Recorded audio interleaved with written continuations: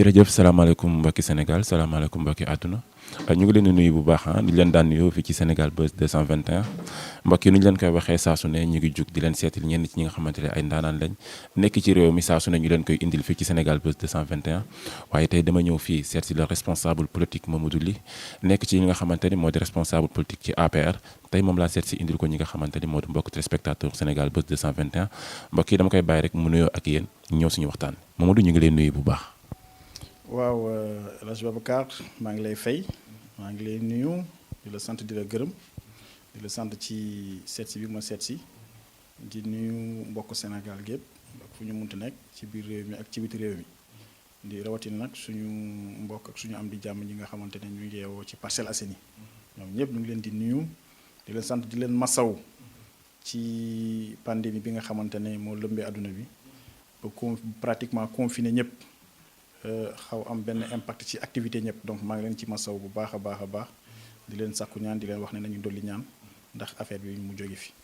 di leen sàkku ñaan di leen wax ñu dolli ñaan loolu la yaakaar naa noonee la nuyoowee dañuy rafetlu bu baax a baax li nga xamante ni moo di kàddu nuyoo yi mbokk yi tey dañuy ñëw ak moom ci li nga xamante ni moo di actualité ndax day rafet bu baax mu wax ci comme c'est un porteur de voix actualité bi nga xamante ni moo laal partout dans le monde le Covid-19 yaakaar naa mu nekk xeex boo xamante ne Sénégal damay ñëw sama dëkk. nekk na xeex boo xamante ne Sénégal pare nañ pour jëlee ko fi. waaw Babacar c'est vrai que Covid-19 lëmbe na adduna bi yépp bàyyiwul benn continent ñu ngi koy sax méngale ak troisième guerre mondiale donc dayo bi moo toll noonu dimension bi ak aspect destructeur mooy li nga xamante ne mun na ko yàq.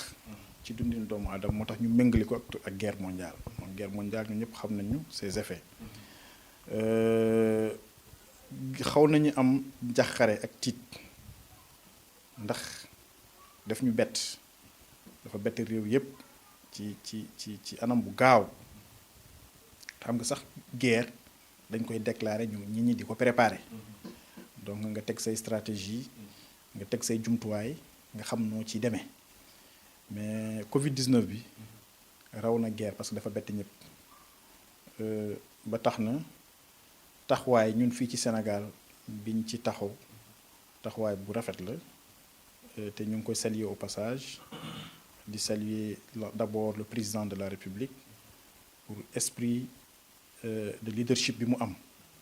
ba yàlla may ko mu am xel mun dajale doomu Sénégal gépp donc su ma nee doomu Sénégal gépp mooy ñi nga xamante ne comme ni nga ko waxee ni ay ndaanaan lañ ci biir réew mi nekk ay acteurs politiques mu waleel ñoom ñëpp aussi ñu am esprit républicain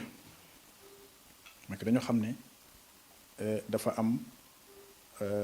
benn ennemi bi nga xamante ne moo ñëw Sénégal donc ñoom ñëpp a war a laxsaayu nekk benn nit pour jàkkaarloog ennemi boobu ba daan ko donc loolu je pense aussi war naa ko saluer donc l'ensemble des acteurs politiques et l'ensemble des acteurs de la société civile ak suñuy kilifa diine yi ak kilifa aada yi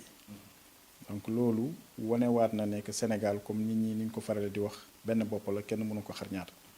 donc loolu je pense que lu ñu rafetlu la en tant que jeune aussi en tant que sénégalais en tant que croyant di ñaan nag li nga xamante ne président woote na ko yàlla na ko ci yàlla may ndam mu génn ci ak jàmm ak salaam donc benn tolof-tolof bañ ci am donc je pense que actualité nationale bi ak internationale bi tey c'est le Covid-19 donc mun nañ ci xuus bu ci kanamee ci en termes d'impact ci économie bi et les perspectives parce que xam nga dañu ne guerre dafa am mais après guerre day am donc Covid-19 bi aussi dina am ay gàllankoor yu mu def ci koom yi ci àdduna ci Afrique ci Sénégal mais bu ñu ciy génne aussi foog ñu am ci aussi beneen séentu naka la ñuy def bu ñu affaire bi jeex na tey rek comment on doit se mobiliser pour que ñu mun taxawaat donc loolu je pense que c'est important mun nañ ci xuus bu ci kanam ci question yi. dinañ ci xuus ci kanam mais da nga laal ci point bu am solo yaakaar naa muy ci wàllum économique parce que xool nañ fu mu nekk nii lépp taxaw na taxawaay boo xamante ne laal na sénégalais en tant que les responsables politiques ak ñi nga xamante ne ñoo nekk ci état ban préparation lañ ci préparé sénégalais. waaw je pense que loolu sénégalais yi d'abord ñoom ñoo si njëkk xam nga loolu déjà c'est important parce que le combat c'est pas un combat politique c'est un combat citoyen mun naa ne ku mel ni xalif général des Mourides Sëñ Mountakha yàlla na fi yàgg te wér def na acte bi nga xamante ne acte citoyen de haute portée waaw moom moo njëkk jël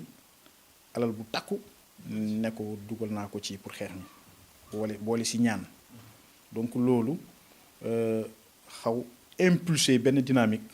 auprès des populations auprès des mouvements de société ku ci nekk ñoo def si parce que boo xoolee tey ku ci nekk war nga bëgg nga wane sa bopp xare bi def naa ci lii donc defin bi nag mun na wutee donc am na ñi nga xamante ne dañoo yor alal ñoo def ko ci am na ñi nga xamante dañoo yor seen doole yor seen xam-xam di mobiliser wu pour sensibiliser dugg ci nit ñi sensibiliser am na ñi nga xamante ne dañ jënd seen produit ñoo jox ko nit ñi donc c'est plusieurs formes de participation et de contribution bi nga xamante ne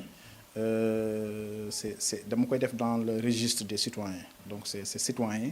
donc c'est pas que politique donc loolu je pense que am na solo président de la République aussi bi banqaas yi nga xamante ne ñoo yor administration yi bu ñu xawee xayma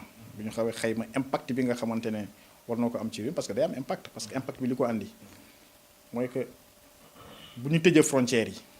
tëj frontière aérienne tëj frontière terrestre xam nga ñun ci wàllum économie sooy njëkk jàng économie dañu lay njëkk jàngal d'abord ce qu'on appelle une économie en autarcie mooy économie bu tëju nga jàng ko production am ñaata lay doon ay yenn investissement public yi ñaata lay doon investissement privé ñaata lay doon soo defee loolu ba pare nga soog ko ubbi mooy que réew mënul tëju foog nga lëkkaloo ak bitim réew ak àdduna mondialisation donc loolu mooy indi importation exportation donc les importations et les exportations tey boo xoolee dina am benn diminution bu significative donc loolu fa laa budd mu impacter ci koom réew mi parce que tey boo naree booy importer boo ñëwee jëndee jéggaani bitim réew boo ñëwee bay dugg ci frontière Sénégal yi da ngay fay ay taxes ngay fay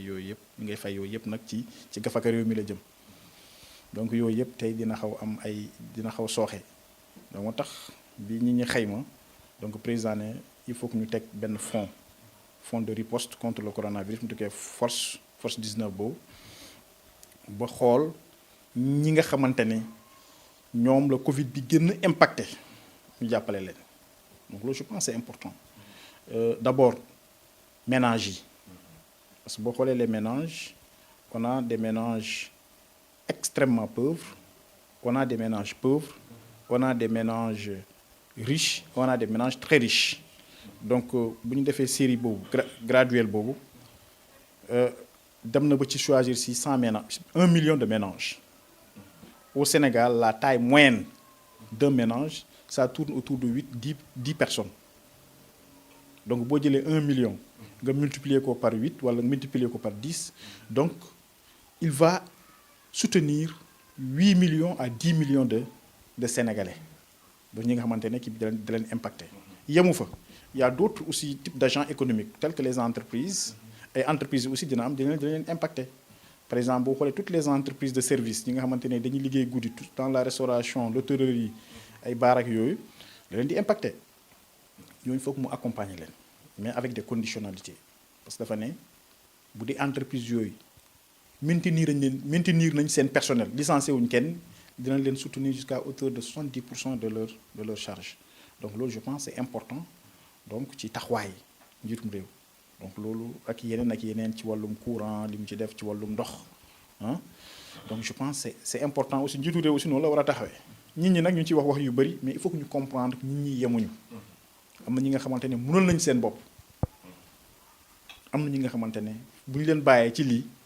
dañuy gën a enfoncé wu ci pauvreté donc ñooñu foog ñu gee c'est identifié. rawatina mu nekk Sénégal nekk dëkk boo xamante ne dëkku dem ak ñëw la. loolu la gën a metti parce que boo xoolee ñun sax suñu koom suñu économie 90% de notre économie c'est-à-dire le chiffre d'affaires de notre économie c'est donné par le secteur informel. Aujourd'hui le secteur informel constitue 90% du tissu économique donc ñooñu falaa budd foog ñu jàppale leen tu vas me dire que le secteur informel, comment on va les appuyer? Oui, mais il faut qu'on trouve un mécanisme de les appuyer. ñi nga wax ni ñii di dem di dikk di dem am na Sénégalais yi nga xamante ne bu ñu xëyulee duñu mun am dépense. waaw parce que am na ñi nga xamante ne foog ñu xëy dem jaay. tey marché HLM boo fa demee mais da nga yéemu. mu nga dem marché Sandaga da nga yéemu les gens le mouvement n'est plus ça. donc ñooñu foog nga xool comment on va les appuyer donc ils peuvent être dans le package des ménages à soutenir aussi ils peuvent être aussi dans les très petites entreprises yi nga xamante ne peut-être war nañu leen mën a accompagner donc liggéey la laaj ak peut-être am benn xayma bi ñu war a def ba mun identifier les véritables impactés négativement par le Covid pour ñu mun leen accompagner affaire bi war a egg fu mu war a egg donc loolu je pense c'est important. je pense que c'est important yaakaar naa ni waxtaan bi mi ngi dox parce que responsable politique Mamadou Ly laa toogal day baax tamit ñu leeral askan bi yenn yi nga xamante ne xëy na day làqatu et je pense que bien yéen a ngi ci social bi ci dimbali nit ñi ci wàllum masque yi wàllum li nga xamante ni moo di jetol yeeg yooyu parce que askan bi toll nañ moment boo xamante ne comme ni nga ko waxee sànq nekkul ku nekk ko mën a am est-ce que côté boobu tamit ñu ngi siy préparé askan bi. oui ñu ngi siy préparé parce que boo xoolee bu dee bàyyi nga xel toujours au niveau des parcelles il y a depuis le début il y a des mouvements il y a des initiatives privées yi nga xamante ne qui se décrètent ñuy dem di jàppale nit ñi donc je pense c'est salutaire gis nañu fi ay jeunes gis nañu ci ay femmes. Également même le ministre le coordonnateur de l'APR au niveau des parcelles le ministre Amadou Ba andi na fa ay appui yu consistant donc en termes de li nga wax ni ay masques ay matériels ak yooyu donc on a évalué à autour de 340 millions donc appuyé en cela par l'ONG World Vision ak l'ONG ak la fondation 221 donc je pense que loolu yëpp il faut que ñu am taxawaay bi nga xamante ne peut-être fii parcelle waaye bon je parle en tant que parcellois en ce moment fi mu ñuy xaare ñun en tant que acteur politique en tant que identité remarquable mooy que ñun ku ci nekk man actuellement fi ma toll nii maa ngi xaar sama des postes de santé des centres de santé aussi au niveau des fépp nga xamante ne dina am ay kii de regroupement les casernes de sapeurs-pompiers ak yooyu ak la sous-préfecture le commissariat donc loolu yëpp ku ci nekk ci ñun da nga koy def sa moyen fu mu toll da nga koy def c'est-à-dire qu'aujourd'hui il faut qu'on participe ku ci nekk andi ta partition n'est-ce pas à la lutte contre ce Covid-19 là donc je pense que loolu maa ngi ciy saluer ñëpp parce que gis naa aussi ñu bëri ñu ngi ciy def au niveau des parcelles donc loolu la quoi. donc loolu la yaakaar naa ni mbokk yi jërëjëf ñu ngi dugg ak moom ci li nga xamante ne moo di Covid-19 bi mais dañuy génnaat tuuti nag ñëw xaw laal tuuti nag ci politique ndax mënul ñàkk ñu wax ci lii wax ci lee fi ngeen toll ci 3e mandat bi. fi ñu toll actuellement sénégalais yi gis nañ ko nu ñu toll tey ñu ngi ci Covid-19 tey je pense que il n'est même pas décent dans ce contexte actuel de parler de politique franchement parlant tey le président de la République le peuple sénégalais s'est mobilisé derrière le président de la République qui est le général pour faire face à ce Covid-19 parce que Covid bi suñu ko gañewul li ngay posé sa question bi nga posé fii ça n'aura même pas de sens c'est-à-dire c'est pour vous dire que doomu aadama am na lu mu maîtriser am na lu mu maîtriser wul il ne maîtrise que le présent et même le présent il ne le maîtrise pas assez le futur c'est une incertitude pour doomu aadama ça il faut que ñi xam loolu parce que kenn xalaatul woon ci jamono gi ñu toll nii dinañu am benn fléau bu toll nii ci dimension bu toll nii aujourd'hui ce fléau a perturbé toutes nos initiatives parce que ñun on était sur la bonne pente bi nga xamante ne qui consistait à mettre en œuvre le 5-3-5 du président de la République les 5 initiatives les 3 programmes sectoriels et les 5 accès universels ñun ci yoolu ñu nekkoon ba lii ñëw këpp suñu kaw donc lii bu ñëwee donc ça va perturber cette planification là aujourd'hui il est question de se mobiliser derrière le général qui est le président de la République pour bouter dehors ce fléau là Covid-19 bu ñu ko génnee nag ba mu sori ba ñu ràndi ko mu dee la ñu soog nag wax ay yeneen mais il n'est même pas décent aujourd'hui pour la troisième mandat. pour dugg ci kii mais gars yi nee nañ première campagne troisième mandat bi ci Covid bi ngeen ko bëgg a jaarale de. non tu sais xam nga nit ñi mënu leen tere wax parce que à chaque fois que le président de la République est en train de réussir des prouesses il y a des gens qui veulent ramer à contre-courant pour le divertir et pour nous divertir donc nous ñi nga xamante ne nous sommes ces Baye Fall on ne l'acceptera pas on n'acceptera pas d'être divertis par ces gens-là parce que aujourd'hui mooy li ma la wax parce que xam nga li nga wax ni sax bu doon loolu moo am mais la classe politique n'allait pas répondre à son appel cela veut dire que la classe politique va renforcer donc sa campagne pour ça et je pense que du loolu donc yow boo xoolee sa boo jëlee sa xel rek di nga xam ne loolu ay kii la quoi c'est des bon pour ne pas dire c'est des choses qui voilà qui font que divertir quoi voilà. c'est des choses qui font que divertir yaakaar naa loolu tamit ba tey ñu ngi ci biir waxtaanu politique mais en tant que un Parcellois Parcelles fan yi bëri na coow qui va remplacer Moussa Sy. C'est dans la continuité de mes idées mooy que aujourd'hui même au niveau des Parcelles quand vous dites qui va remplacer Moussa Sy on ne peut pas le dire aujourd'hui le corona est là parce que même les gens peut-être qui vont se décréter pour remplacer Moussa Sy ku leen ne le corona va les laisser ici aujourd'hui monsieur Kébé ce dont je suis convaincu c'est que ce coronavirus il faut que ñu xam danger bi mu am je pense que les Sénégalais n'ont pas encore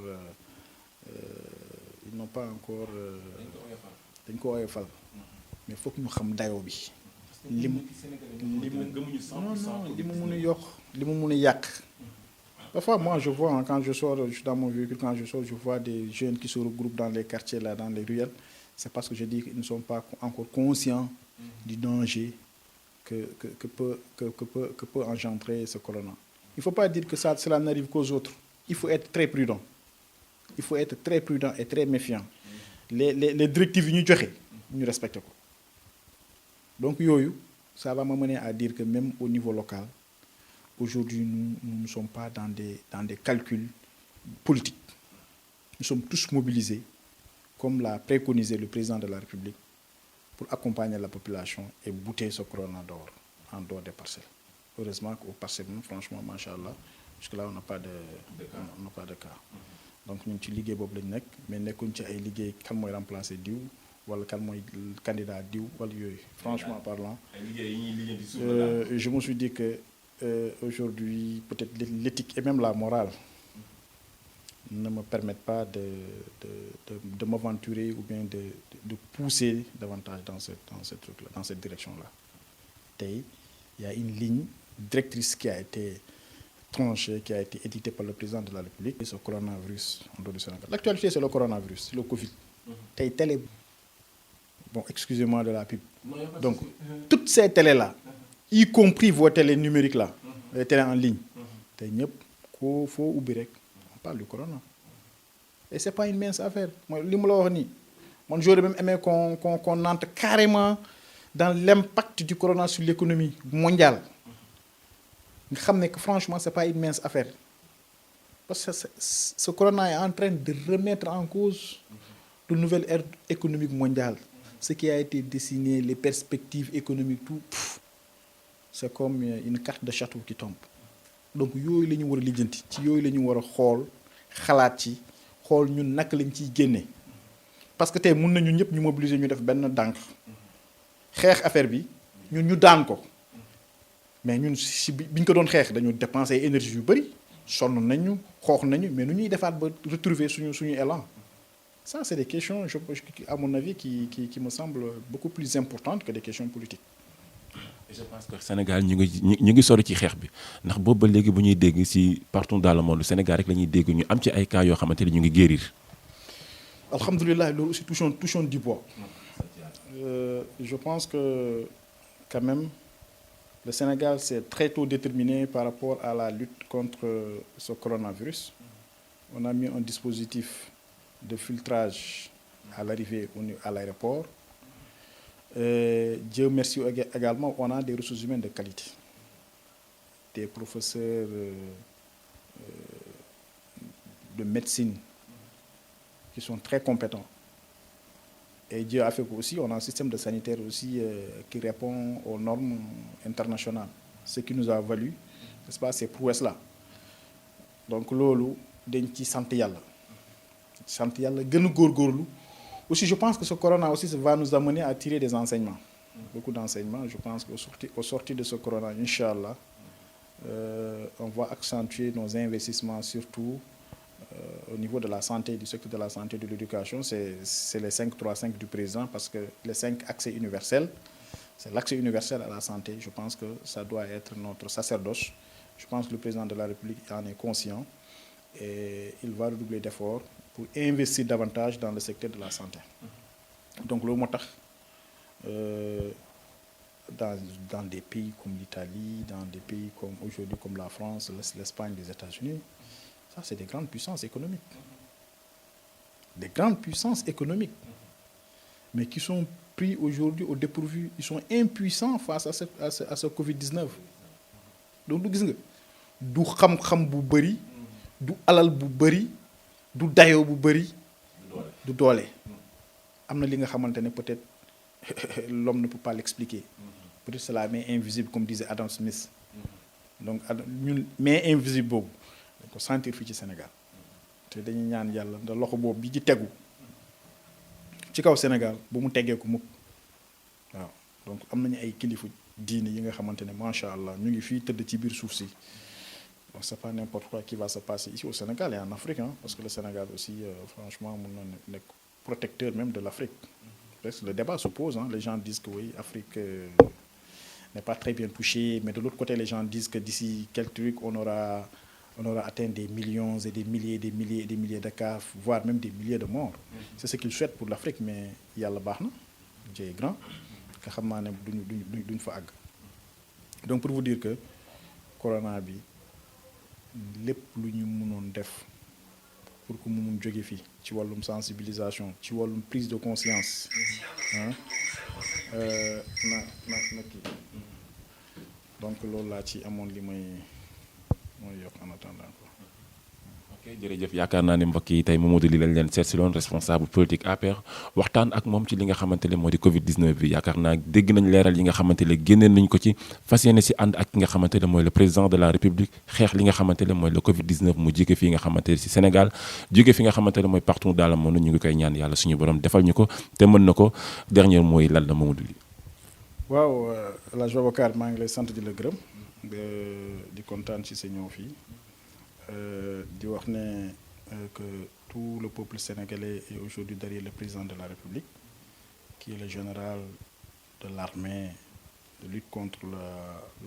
le coronavirus Covid-19. Donc di wax ne aussi waa Parcelles Assainies aussi desuñ ci ginnaaw parce que gis nañ aussi seen taxawaay ñoom ñëpp donc de tout bord ñëpp a ngi en mouvement pour mettre les conditions d'éradication définitive de ce coronavirus. Donc maa ngi leen di sant di leen gërëm donc di sant waa Parcelles plus particulièrement waa Unité 19 donc di la sant di la gërëm yow aussi. ñu xaaraat la. waaw xaaraat bi moom instant yi moom maa ngi ci combat corona bi. xam naa ci terrain waaw ci combat corona bi après bu ñu ci génnee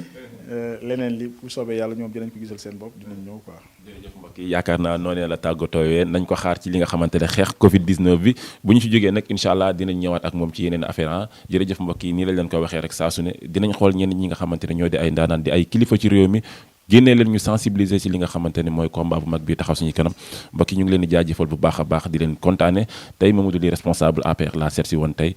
jërëjëf mbokk yi